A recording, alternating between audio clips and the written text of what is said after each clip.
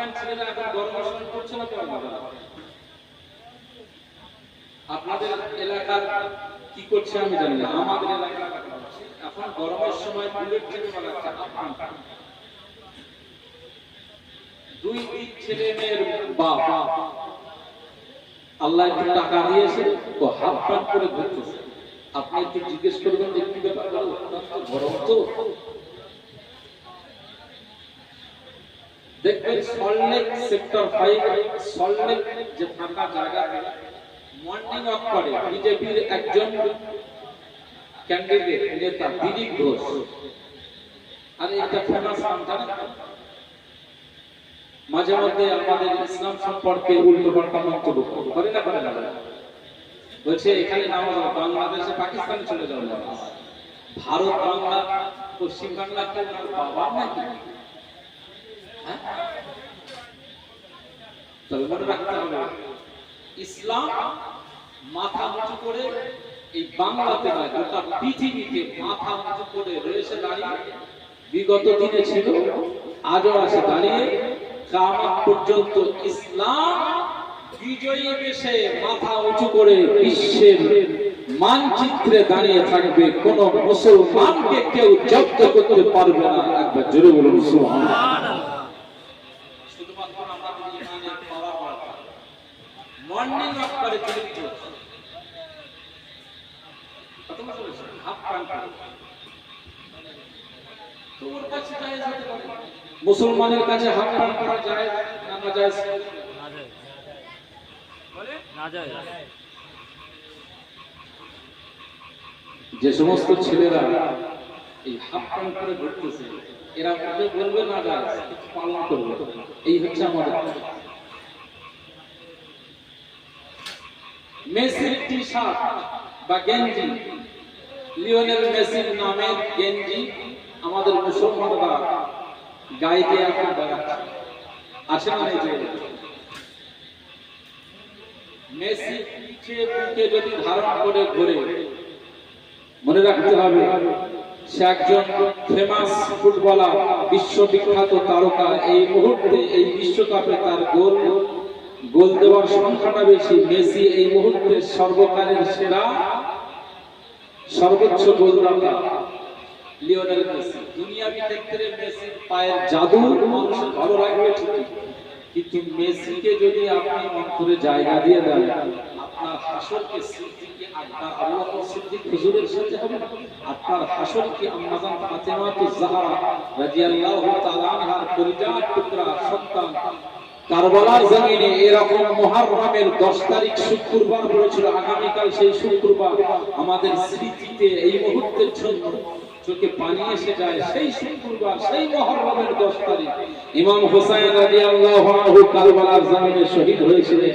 কিয়ামতের ময়দানে যারা লিওনেল মেসির গেঞ্জি 7 CR7 এর গেঞ্জি পরে যারা মহব্বতের সঙ্গে চলাফেরা করে, বলুন ওদের মহব্বত করলে হাসরে কি ইমাম হুসাইন হুজুরের সঙ্গী হয়ে হাসর হবে না ওদের সাথে হাসর হবে?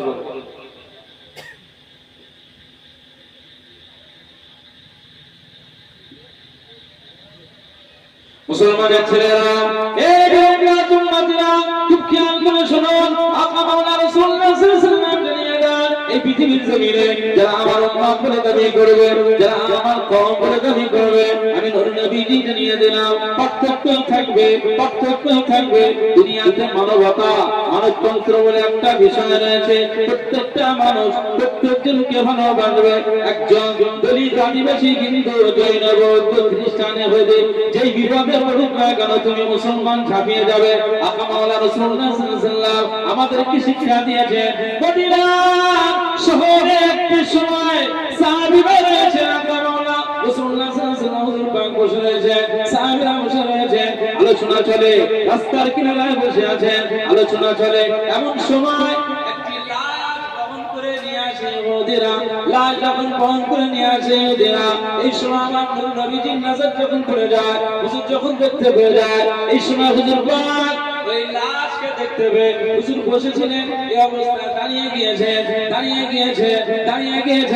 সাহাবীরা বলেন, এটা তো আমাদের লাশ নয়, এটা কোনো মুমিনের লাশ নয়, এটা কোনো মুসলমানের লাশ নয়। সাহাবীরা বলে, ইয়া রাসূলুল্লাহ, ইয়া হাবিবাল্লাহ, একজন ইহুদির লাশ দেখে আপনি দাঁড়িয়ে গেলেন। নূর নবীজি সেই সময় জবাবে বলে দিয়েছিলেন, আমার সাহাবীরা, আমি রাসূলুল্লাহ সাল্লাল্লাহু আলাইহি ওয়াসাল্লাম দুনিয়া দিলাম, তোমরা যে বলতে চাও এটা মুমিনের লাশ নয়, এটা মুসলমানের লাশ নয়, মনে রাখতে হবে ওই মানুষটা মৃত্যু দাতা আমার আল্লাহ, জান কবজকারী হলো ফেরেশতা মালাকুল মউত আল্লাহ। মনে রাখতে হবে ধর্মের ক্ষেত্রে পার্থক্য থাকতে পারে, কিন্তু মানুষ হিসাবে মানুষ, সে ব্যক্তিটা তো একজন মানুষ। আমি নূর নবীজি জানিয়ে দিলাম, সে অন্য ধর্মের মানুষ হলে আমি আল্লাহ রাসূলুল্লাহ সাল্লাল্লাহু আলাইহি ওয়াসাল্লাম শুধু একটা মানুষের সম্মানার্থে আমি দাঁড়িয়ে গিয়েছি, এখানে অন্য কোনো ব্যাপার নাই। আমাদের নবীজি সর্বকালের শ্রেষ্ঠ শিক্ষক, তিনি বলেন, আনা মুআল্লিমুন বুইস্তু মুআল্লিমান, আমি একজন শিক্ষক, তোমাদের কাছে প্রেরিত হয়েছে। সব কিছু আদর্শ যদি তোমাদের মানতেই হয়, ইমামের কলিজার টুকরা হযরত মুহাম্মদ সাল্লাল্লাহু আলাইহি ওয়াসাল্লামকে দেখে তোমরা শিক্ষা নাও, আদর্শ গ্রহণ করে নাও। না, এই পৃথিবীতে যদি মুহাম্মদ সাল্লাল্লাহু আলাইহি ওয়াসাল্লাম হুজুর পাকের আদর্শ কেউ বাস্তবায়ন করতে পারে, আমার আল্লাহ পাক তাকে কামেলে মুমিন হিসাবে কবুল করে নেবে। একটা ইহুদির সম্মান করেছে শুধু লাশে, ধর্মের জায়গা আলাদা। এই পৃথিবীর মানচিত্রে এখন ধর্মের ক্ষেত্রে আলাদা সব ঠিকই আছে, মানুষ বিপদে পড়লে আমরা মুসলমান ঝাঁপিয়ে পড়ি। তার মানে এই নয় লাকুম দীনুকুম ওয়ালিয়া দীন, তোমার দিন তোমার কাছে, আমার দিন আমার কাছে, তোমার কালচার তোমার কাছে, আমার কালচার আমার কাছে, তুমি যার সংস্কৃতি মানো, কিন্তু আমি আজ মুসলমান, আমি একজন মুসলমান, আমার কালচার হাবিবুল্লাহ। একবার জোরে বলুন সুবহানাল্লাহ। আমার আদর্শ হুজুর পাক হাফ প্যান্ট পরতে বলেছেন, হুজুর পাকের সাহাবীরা হাফ প্যান্ট পরেছেন। আস্তাগফিরুল্লাহ, মাআযাল্লাহ, কি মুসলমান আজকে আমরা? একটু আল্লাহ টাকা দিয়েছে, ধন সম্পদ দিয়েছে, তোমার এই টাকা আর এই ধন সম্পদ কতটা রয়েছে? হযরত উসমান গনি হুজুরের মতো তোমার সম্পদ নেই। হযরত উসমান গনি হুজুর, তার যা আল্লাহ ধন সম্পদ দিয়েছিল, এই সম্পদের গরিমা ও হকটা দেখায় নাই দুনিয়াতে, এই টাকা পুরিটা দেখায় নাই, বরং তার এই ধন সম্পদ দিয়ে তিনি এত বিনয়ের মধ্যে দিন যাপন করেছিল যে হযরত উসমান গনি রাদিয়াল্লাহু আনহু কে আমার আল্লাহ দুনিয়াতে তাকে জান্নাতের সার্টিফিকেট, জান্নাতীর ঘোষণা আমার আল্লাহ ফেরেশতা জিবরিল আলাইহিস সালামের মাধ্যম দিয়ে হাবিবুল্লাহর কানে পৌঁছে দিয়েছে। একবার জোরে বলুন সুবহানাল্লাহ। এজন্য খুব সাবধান।